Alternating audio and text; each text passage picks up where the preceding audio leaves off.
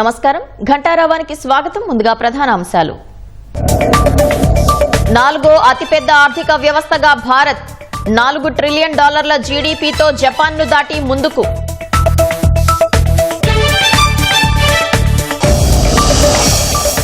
Operation Sindoor కేవలం సైనిక machine కాదన్న ప్రధాని, మారుతున్న భారత్కు ప్రతీకగా మన్ కీ బాత్లో అభివర్ణన.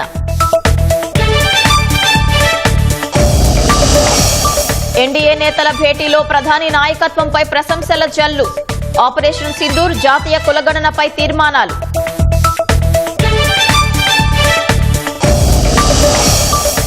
కుప్పంలో వేడుకగా చంద్రబాబు నూతన గృహ ప్రవేశం. ప్రజల మధ్య జరగటంపై కుటుంబం హర్షం.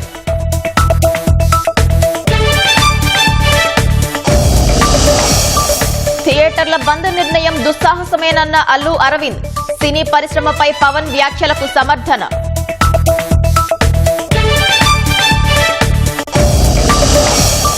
గుండ్లపాడు జంట హత్యల ఘటనలో పిన్నెల్లి సోదరులపై కేసు. వైసీపీ నేతల హస్తంపై ఆరోపణలతో పోలీసుల ఎఫ్ఐఆర్.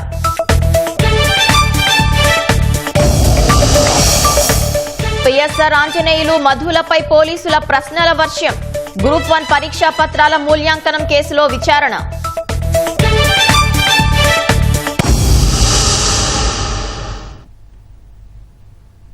2047 నాటికి వికసిత భారత లక్ష్యాన్ని అందుకునే దిశలో దేశం పరుగులు పెడుతోంది. ఈ దిశలో మరో అడుగు ముందుకేసిన భారత్ ప్రపంచంలో 4వ అతిపెద్ద ఆర్థిక వ్యవస్థగా అవతరించింది.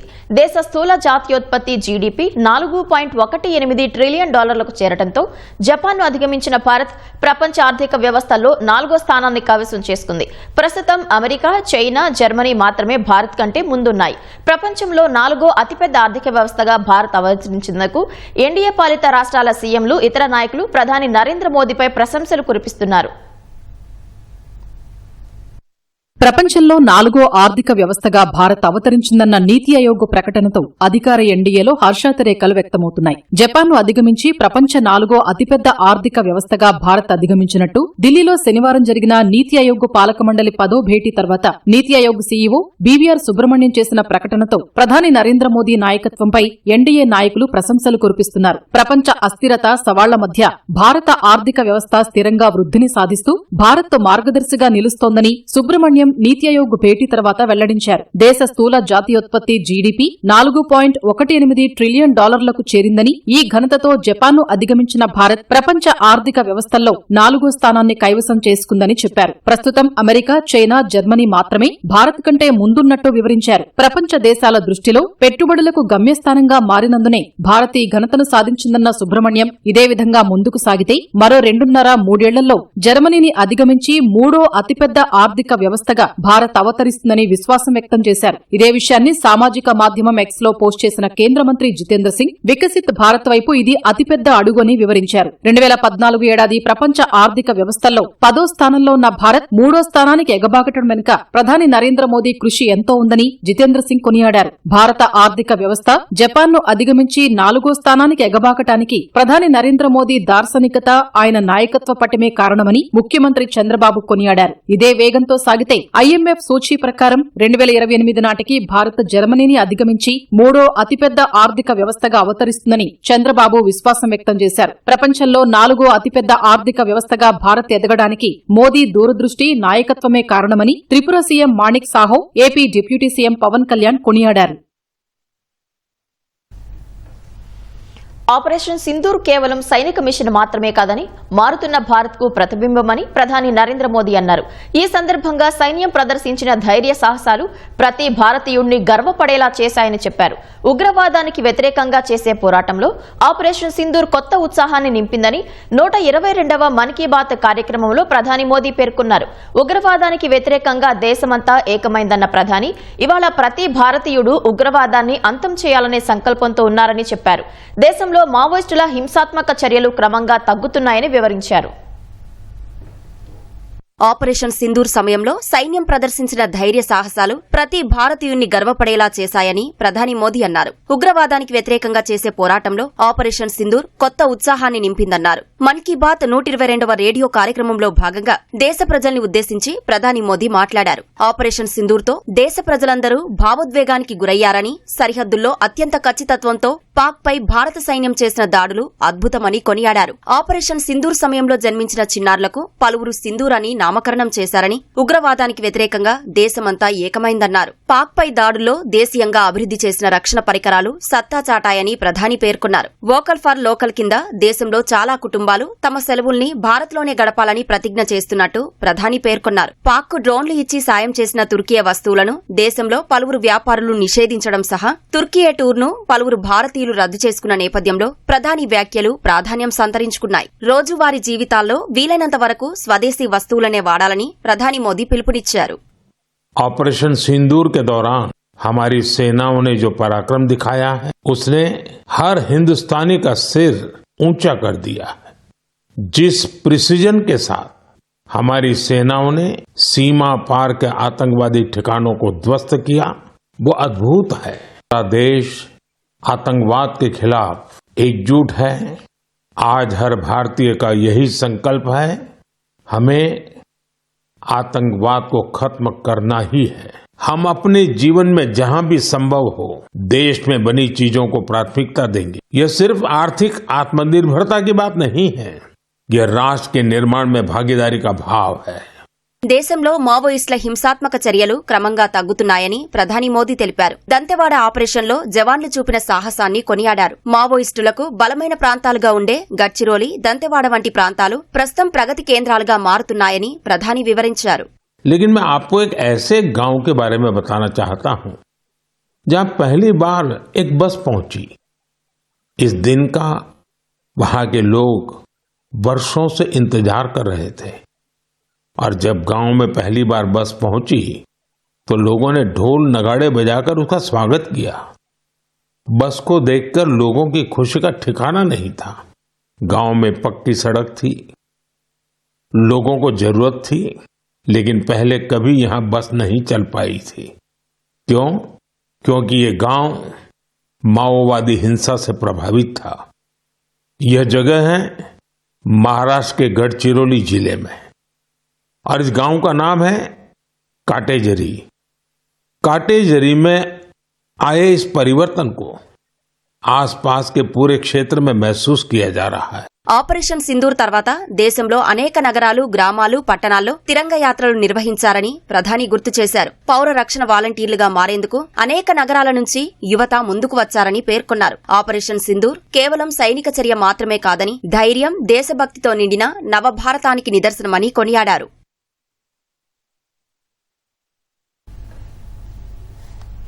ఈ నెల 21న విశాఖపట్నంలో నిర్వహించే యోగా దినోత్సవం గురించి మన్ కీ బాత్ లో ప్రధాని నరేంద్ర మోదీ ప్రస్తావించారు. అందులో పాల్గొనబోతున్నందుకు సంతోషంగా ఉందన్నారు. ప్రకృతి సౌందర్యానికి ప్రసిద్ధిగాంచిన విశాఖలో యోగా చేయటం గొప్ప అనుభూతిని ఇస్తుందని విశ్వాసం వ్యక్తం చేశారు. ఈసారి ఏపీ సర్కార్ యోగా ఆంధ్ర అనే ప్రత్యేక ప్రచారాన్ని ప్రారంభించిందన్న మోదీ ప్రజలందరికీ యోగా ప్రాధాన్యం తెలపటం, ప్రతి గ్రామానికి, పాఠశాలకు యోగా సాధన పరిచయం చేస్తున్నారని చెప్పారు. ఈ ఉద్యమంలో 10 లక్షల మందికి పైగా యోగా అభ్యాసకులు పాల్గొంటున్నారని మోదీ వివరించారు.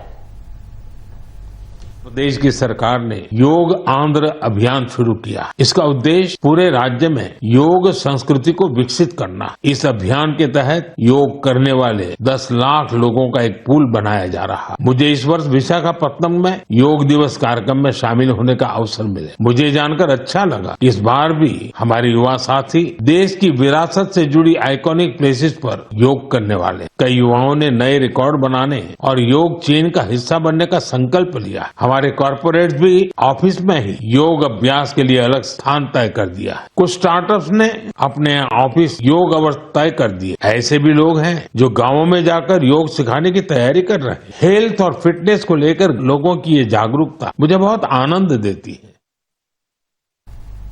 తెలంగాణలోని సంగారెడ్డి జిల్లా మహిళలు డ్రోన్లతో వ్యవసాయం చేయడాన్ని మన్ కీ బాత్ లో ప్రత్యేకంగా పేర్కొన్న ప్రధాని డ్రోన్ దీదీలు వ్యవసాయ రంగంలో మార్పునకు ప్రతీకలను చెప్పారు.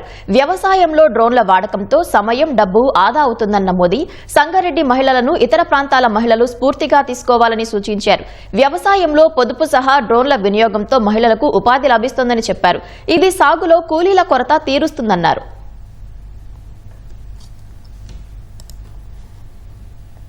अब गांव की महिलाएं ड्रोन दीदी बनकर ड्रोन उड़ा रही हैं और उससे खेती में नई क्रांति ला रही है. साथियों, तेलंगाना के संगारेड्डी जिले में कुछ समय पहले तक जिन महिलाओं को दूसरों पर निर्भर रहना पड़ता था, आज वे ही महिलाएं ड्रोन से 50 एकड़ जमीन पर दवा के छिड़काव का काम पूरा कर रही है. साथियों, गांव वालों ने भी इस परिवर्तन को दिल से स्वीकार किया. अब ये महिलाएं ड्रोन ऑपरेटर नहीं, स्काई वॉरियर्स के नाम से जानी जाती. ये महिलाएं हमें बता रही हैं, बदलाव तब आता है जब तकनीक और संकल्प एक साथ चलते हैं. దేశంలో అత్యవసర పరిస్థితి విధించి జూన్ 25 నాటికి 50 ఏళ్లు పూర్తవుతుందని, ఆ విషయాన్ని ప్రజల్లోకి తీసుకెళ్లనున్నట్లు బీజేపీ అధ్యక్షుడు జేపీ నడ్డా తెలిపారు. ప్రజాస్వామ్యాన్ని ఉరితీసిన వారి గురించి ప్రజలకు వివరించనున్నట్లు చెప్పారు. ఢిల్లీలో జరిగిన ఎన్డీఏ పాలిత రాష్ట్రాల ముఖ్యమంత్రులు, ఉప ముఖ్యమంత్రుల సమావేశంలో తీసుకున్న నిర్ణయాలను జేపీ నడ్డా వివరించారు. ఈ భేటీలో 20 రాష్ట్రాల ముఖ్యమంత్రులు, 18 రాష్ట్రాల ఉప ముఖ్యమంత్రులు పాల్గొన్నట్లు ఆయన చెప్పారు. నక్సలిజం నిర్మూలనపై ఈ భేటీలో చర్చ జరిగిందన్నారు. నక్సలిజంపై పోరాటంలో విజయం సాధించిన తీరును ఛత్తీస్గఢ్ సీఎం సమావేశంలో వివరించినట్లు జేపీ నడ్డా తెలిపారు. ప్రధాని నరేంద్ర మోదీ సారథ్యంలో చేపట్టిన ఆపరేషన్ సింధూర్, జాతీయ కులగణనపై 2 తీర్మానాలను సమావేశం ఏకగ్రీవంగా ఆమోదించినట్లు చెప్పారు. ఆపరేషన్ సింధూర్లో సైనిక దళాల ధైర్య సాహసాలు, పరాక్రమాన్ని ఈ సమావేశం ప్రశంసించినట్లు జేపీ నడ్డా తెలిపారు.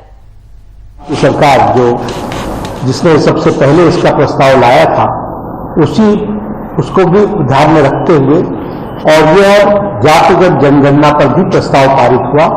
मोदी जी का निर्णय हुआ है, उसकी प्रशंसा के साथ साथ साधुवाद देने का काम इस प्रस्ताव में हुआ है.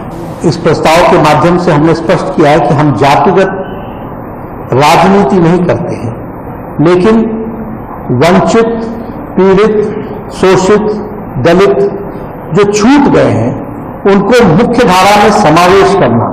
ऑपरेशन सिंदूर के बारे में आदरणीय प्रधानमंत्री जी ने जहां कहा कि ये सेना का शौर्य है, वहीं उन्होंने इस बात का भी बल दिया कि भारत को हमें तीव्र गति से विकसित भी बनाना है, सशक्त रखना है, हमको आत्मनिर्भर भारत बनाना है. इस पर हमको ध्यान देने की जरूरत है. ఢిల్లీలో జరిగిన ఎన్డీఏ పక్షాల సమావేశంలో ప్రధానంగా 2 తీర్మానాలు చేసినట్లు జనసేన అధినేత పవన్ కళ్యాణ్ తెలిపారు. ఆపరేషన్ సింధూర్ విజయంపై మోదీని అభినందిస్తూ ఒక తీర్మానం, దేశవ్యాప్తంగా కులగణన, జనగణన చేపట్టడంపై మరో తీర్మానం చేశామన్నారు. దీంట్లో మేజర్ 2 రిజల్యూషన్స్ పాస్ చేశారు. ఒకటి ఆపరేషన్ సింధూర్ సక్సెస్ గురించి సంపూర్ణంగా మద్దతు పలుకుతూ ఒకటి ఆ రెజల్యూషన్. 2 కుల గణాంకాల మీద, క్యాస్ట్ ఎన్యూమరేషన్ మీద, దాని మీద కూడా ఎన్డీఏ కోసం మేమందరం మద్దతు. సొంత నియోజకవర్గం చిత్తూరు జిల్లా కుప్పంలో ముఖ్యమంత్రి చంద్రబాబు సొంతింటి గృహప్రవేశ వేడుకగా ఘనంగా జరిగింది. కుప్పంలో సొంతిల్లు కట్టుకోవటం ఎంతో సంతోషాన్ని ఇచ్చిందని చంద్రబాబు సతీమణి భువనేశ్వరి ఎక్స్ వేదికగా ఆనందం వ్యక్తం చేశారు. తమ కుటుంబానికి అండగా ఉంటున్న ప్రజల మధ్య గృహప్రవేశం జరగటం మర్చిపోలేనిదని లోకేష్ పేర్కొన్నారు. గృహప్రవేశ కార్యక్రమంలో నియోజకవర్గ ప్రజలు, కూటమి నాయకులు, కార్యకర్తలు పెద్ద ఎత్తున పాల్గొన్నారు.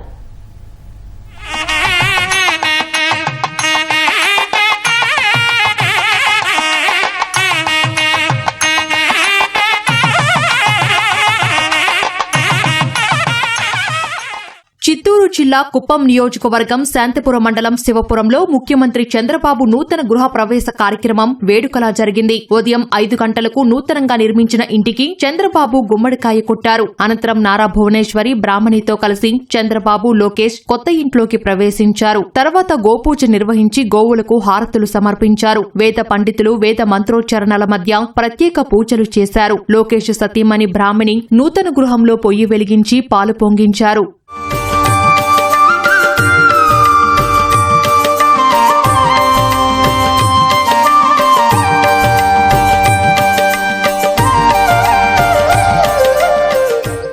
కుప్పంలో సొంతిల్లు కట్టుకోవడం ఎంతో సంతోషాన్నిచ్చిందని చంద్రబాబు సతీమణి భువనేశ్వరి ఆనందం వ్యక్తం చేశారు. 36 ఏళ్లుగా తమ కుటుంబానికి అండగా ఉంటూ ముందుకు నడిపిస్తున్న ప్రజల ఆశీస్సుల మధ్య ఈ కార్యక్రమం జరగడం మర్చిపోలేని మధురానుభూతిని ఇచ్చిందన్నారు. సొంతింటి పండుగలా తరలివచ్చిన నియోజకవర్గ ప్రజలకు కృతజ్ఞతలు అంటూ ట్వీట్ చేశారు. కుప్పం ప్రజలు చూపించిన ప్రేమ, ఆప్యాయత మరువలేనిదని లోకేష్ తన ట్వీట్లో పేర్కొన్నారు. ఇది తమ పండుగ కాదని అందరి పండుగ అన్నారు. ప్రతి అడుగులో తమ కుటుంబానికి తోడుగా ఉన్న అందరికీ హృదయపూర్వక కృతజ్ఞతలు తెలిపారు.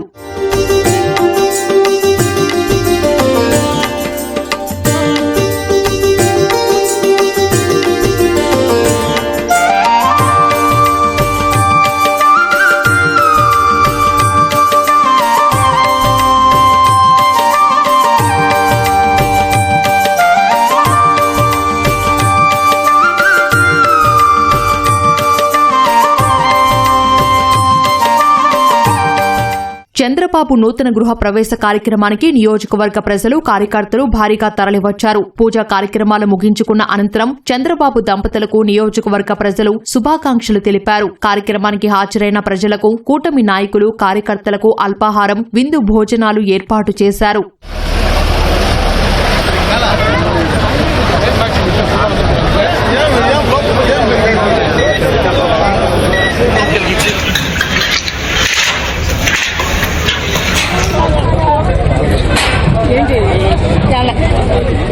అనంతరం ఇంటి వెలుపలకు వచ్చిన చంద్రబాబు దంపతులు ప్రజలను ఆప్యాయంగా పలకరించారు. కార్యక్రమానికి తరలివచ్చినందుకు ధన్యవాదాలు తెలిపారు.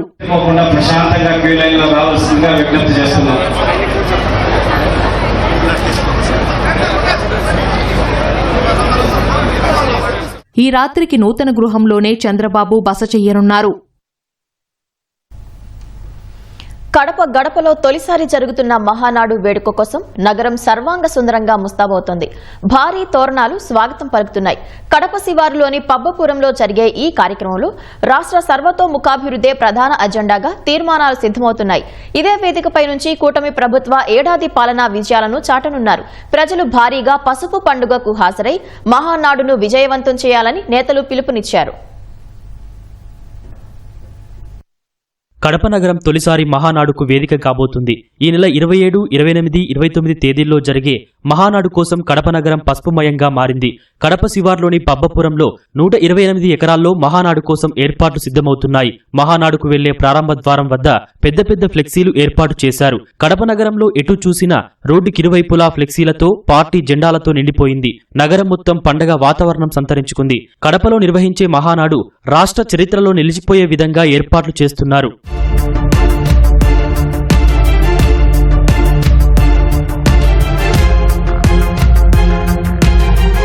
రాయలసీమ అభివృద్ధే లక్ష్యంగా కూటమి ప్రభుత్వ నిర్ణయాలపై మహానాడులో నేతలు ప్రత్యేకంగా చర్చించనున్నారు. కూటమి ప్రభుత్వ ఏడాది పాలనపై రూపొందించిన 14 తీర్మానాలు, 4 ఉమ్మడి తీర్మానాల్ని చర్చించి ఆమోదించనున్నారు. రాయలసీమలో ఫ్యాక్షన్ కట్టడికి గత టీడీపీ ప్రభుత్వం తీసుకున్న చర్యలు, ఆ ప్రాంతాన్ని సస్యశ్యామలం చేసేందుకు హంద్రినివా, గాలేరు నగరి, తెలుగు గంగా, ముచ్చుమర్రి ప్రాజెక్టుల నిర్మాణాల పూర్తి వరకు వివిధ అంశాలను ప్రజల్లోకి విస్తృతంగా తీసుకెళ్లడంపై చర్చిస్తారు. కడప జిల్లా కుప్పర్తిలో పారిశ్రామిక హబ్, కర్నూలులో ఓర్వకల్లు హబ్, అనంతపురం జిల్లాలో కియా, పవన, సౌర విద్యుత్ ప్రాజెక్టులు, డైరీల అభివృద్ధి ద్వారా లక్షల యువతకు ఉపాధి కల్పనకు టీడీపీ ప్రభుత్వం చేసిన కృషిని మహానాడు వేదికగా ప్రజల్లోకి తీసుకెళ్లనున్నారు.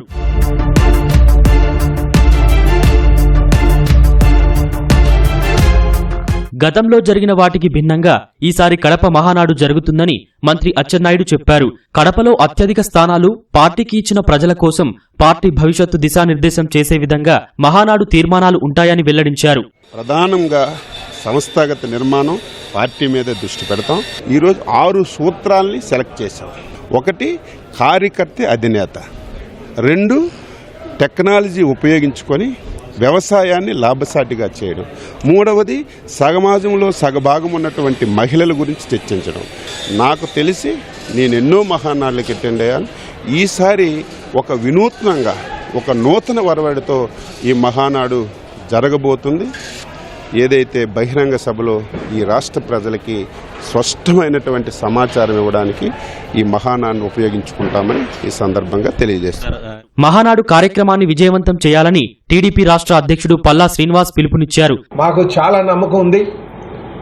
రేపు 27, 28, 29వ తారీఖులో జరగబోతున్నటువంటి మహానాడుని ఘనంగా చేయబోతున్నామని చెప్పేసి ఈ సందర్భంగా తెలియజేస్తున్నాం. పులివెందుల ప్రజానికానికి, తెలుగుదేశం పార్టీ నాయకులందరూ కూడా అందరూ మహానాడికి కదలి వచ్చి ఆ సభని విజయవంతం చేసి కడప యొక్క గొప్పతనాన్ని, మన పులివెందుల యొక్క గొప్పతనాన్ని ప్రపంచానికి చాటి చెప్పే విధంగా మీ అందరూ కూడా ప్రోత్సహించే సహకారం అందించాలని కోరుకుంటూ పవన్ కళ్యాణ్ సినిమా రిలీజ్ వేళ థియేటర్ల మూసివేత ఆలోచన అనేది దుస్సాహసమని ప్రముఖ నిర్మాత అల్లు అరవింద్ అన్నారు. పవన్ రాసిన లేఖను ఆయన సమర్థించారు. తెలుగు రాష్ట్రాల్లో థియేటర్లు ఆ నలుగురు కబంధ హస్తాల్లోనే ఉన్నాయని వస్తున్న వార్తలపై అల్లు అరవింద్ స్పందించారు. ఆ నలుగురిలో తాను లేనన్నారు. తెలంగాణలో 1, ఏపీలో ప్రస్తుతం 15 మాత్రమే తన వద్ద ఉన్నాయని స్పష్టం చేశారు. తమది ప్రైవేటు వ్యాపారమని, ప్రభుత్వానితో సంబంధం లేదని అంటున్న కొందరు గత సీఎంను ఎందుకు కలిశారని ప్రశ్నించారు.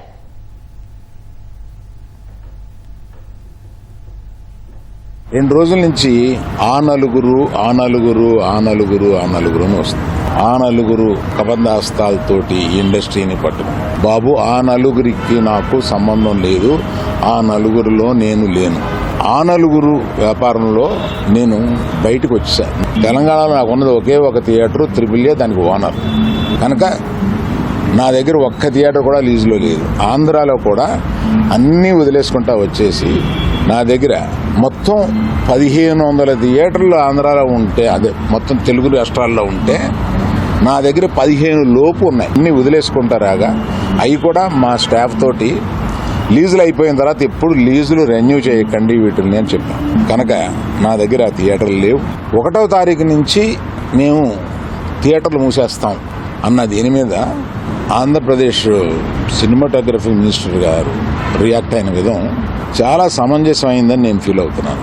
1వ తారీఖు నుంచి మేము మూసేస్తాము అని అంటున్నారు. చేయడానికి ఏకపక్షంగా మీరు తీసుకునే ఈ నిర్ణయానికి నేను వెళ్ళి అక్కడ కూర్చుని మాట్లాడను అని నాకు చిరాకు కలిగి నేను వెళ్ళా. ఏమంటే పవన్ కళ్యాణ్ సినిమా రిలీజ్గా రాబోతుండగా మేము సినిమాలు మోస్తాము అనేది దుస్సాహసం చేయకూడదు. ఆ దుస్సాహసానికి మీరు ముందడుగు వేయకూడదు. అది పెద్దలు కానివ్వండి, చిన్నలు కానివ్వండి చెప్తున్నాను. మన ఇండస్ట్రీ నుంచి ఎవరు ఏది అడిగినా హెల్ప్ చేస్తున్న మనిషి ఆయన. కష్టం వచ్చినప్పుడు కలవడం వేరండి. మనం అసలు ప్రభుత్వం వచ్చిన తర్వాత వెళ్ళి మనం కలవాలి కదా. మాది ప్రైవేట్ వ్యాపారం, ప్రభుత్వానికి సంబంధం ఏముంది? ప్రభుత్వానికి సంబంధం లేదు. నేను కరెక్ట్గా చెప్పలేనది. ఆ అర్థం వచ్చేటట్టు మాట్లాడారు. ఏమంటే ప్రభుత్వానికే సంబంధం లేకపోతే 2 సంవత్సరాల క్రితం పెద్ద వాళ్ళందరూ ఇక్కడి నుంచి కదిలెళ్ళి గత చీఫ్ మినిస్టర్ ఎందుకు కలిశారండి? ప్రభుత్వానికి సంబంధం లేకపోతే. ఇది సరికాదు. పవన్ కళ్యాణ్ గారు బాధపడింది 100% నిజం. ఆయన సినిమా వస్తుంటే మేము థియేటర్ మూసేస్తాం అని అంటే ఆయన బెదిరిస్తున్నారా ఏంటి?